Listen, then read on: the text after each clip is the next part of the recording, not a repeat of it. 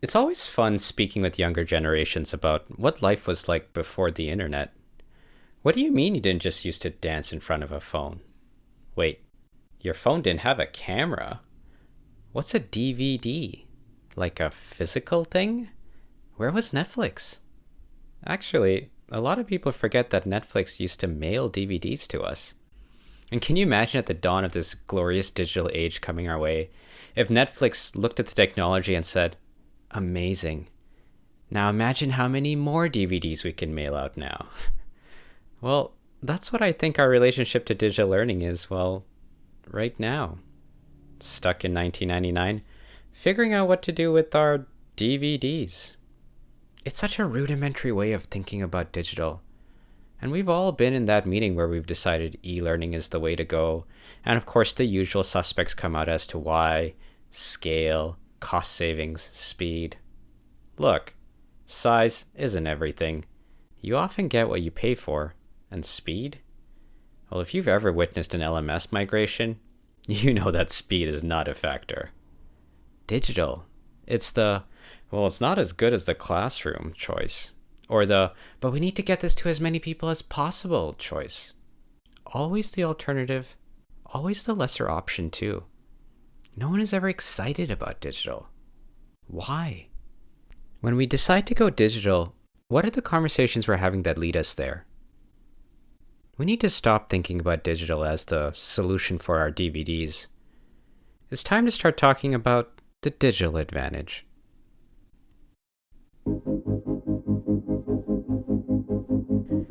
Hi, I'm Josh. I'm an enterprise digital learning leader spending over a decade helping some of the world's biggest organizations transform how they view digital learning. I'm obsessed with the idea of modern learning and how we can use digital, the content, the technology, the design, to truly help people, organizations, and digital learning leaders like you be at their best. Welcome to Digital Learning Done Right. All right, well, let's dive in.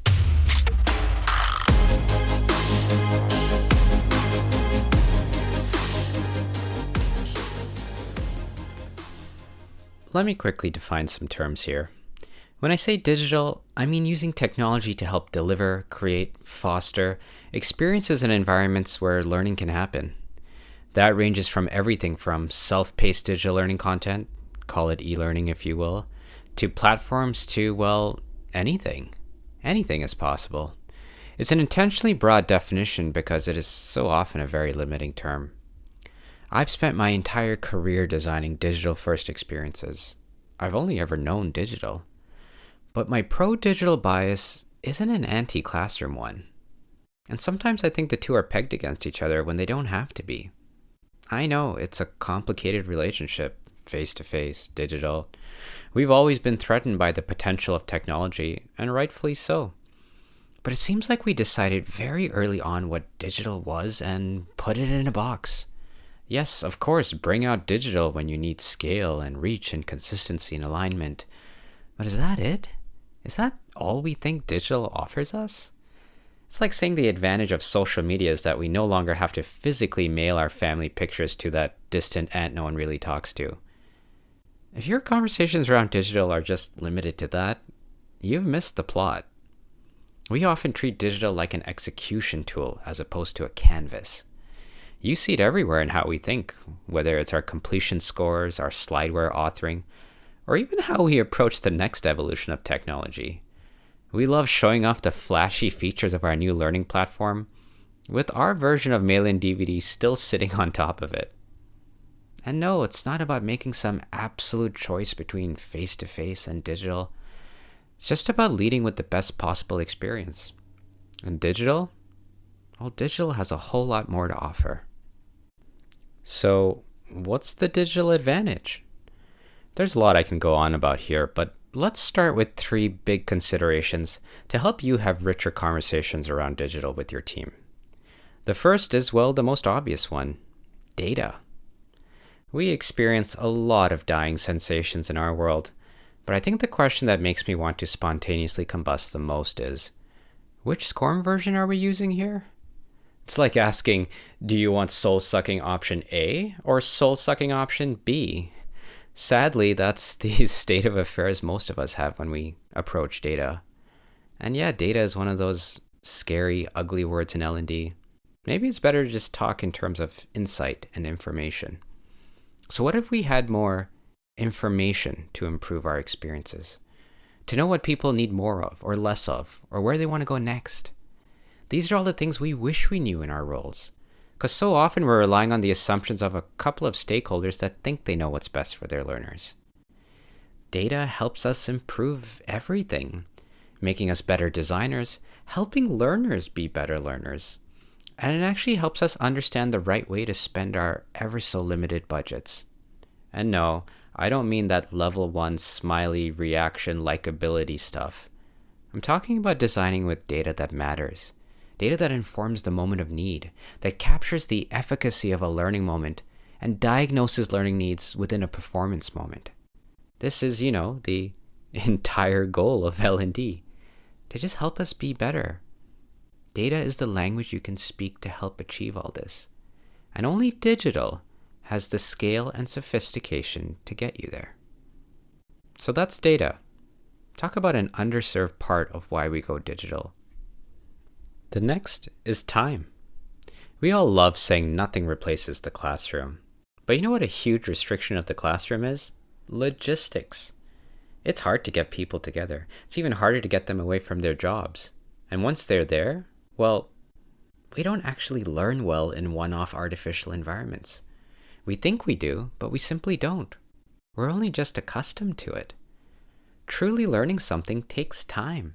And digital offers us this amazing ability to take our time. I may not have the attention for 3 hours of training, but I'll give you 10 minutes a week. What could we do with 10 minutes a week? Shorter windows, but more frequent ones. Isn't that the dream of microlearning? Digital offers us a frequency, a new cadence of learning that if we pull it off in the right way, can be a game changer. This allows us the time and space. I'm going to really resist talking about the forgetting curve here, but it allows us the time and space to allow for proper change, to be a companion, an expert at your side, timely delivery, changing with your context. Because when we have the time to learn, it becomes a really powerful experience. Great, so we've got data, we've got time, a new cadence for learning. And this last one might surprise you, but it's actually the one I wanted to mention the most. We don't talk enough about accessibility, or better yet, inclusive design.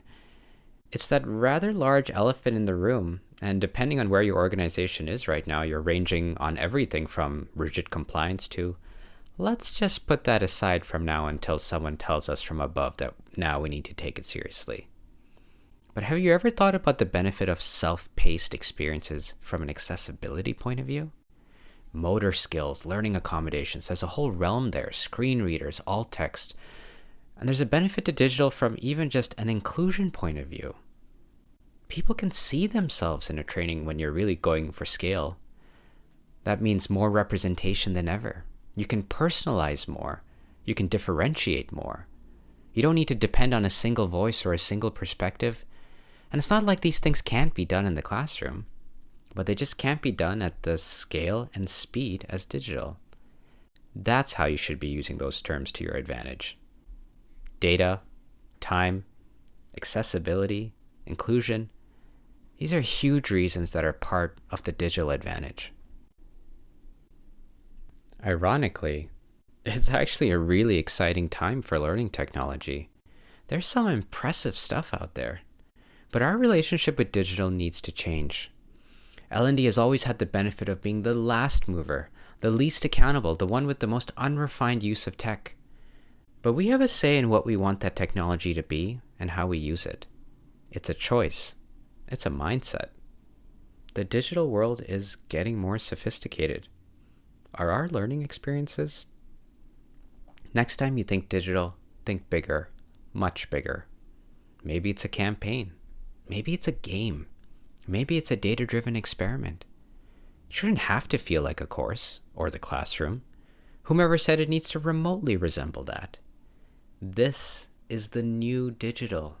not clickware, lifeless experiences. Data-driven, journey-driven, story-driven, a champion for accessibility, for inclusion. This is what digital is today and can be. Stop curating from the DVD bin. Stop settling for less. Let's really leverage the digital advantage so that we can create experiences that everyone is excited about.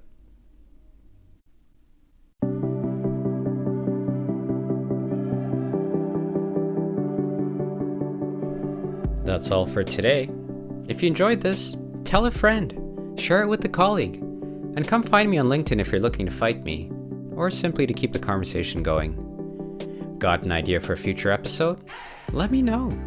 Or go to digitallearningdoneright.com. That's digitallearningdoneright.com, and drop an idea in our suggestion box.